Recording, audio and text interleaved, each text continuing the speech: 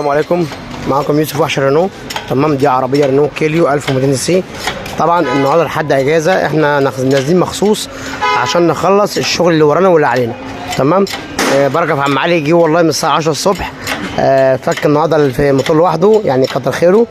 واحنا كده طبعا قفلنا النهارده، وان شاء الله هنسقط الموتور اهو. تمام. ده طبعا اتغير كاتينا وديسك واسطوانه وبليه، هو اصلا موتور استيراد. غيرنا الكاتينا وديسك واسطوانه وبليه وبوجهات وزيت وفلتر وطقم سيور. تمام. ده الاستيراد. ورمينا طبعا الضفيره طبعا كانت طبعا ضايعه خالص. ده كله طبعا اترمم طبعا كله. تمام. ده كله اترمم. ماشي. طبعا ده حسكرنك استيراد اهو. تمام. ده كله اترمم اهو. دي كلها اترممت الضفيره. ماشي. ده كله اتقفل اهو. ماشي. تمام. بس يا حمد علي، ده بالنسبه للموتور اللي هو الاستيراد القديم. ده الجديد الاستيراد. تمام. الموتور القديم اهو، ده القديم.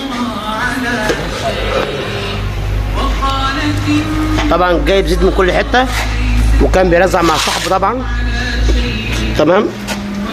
وعايز اقول لكم الموتور ده يعني كفران بصراحه يعني. يلا، نورتوني شرفوني مع يوسف وحش رينو. السلام عليكم.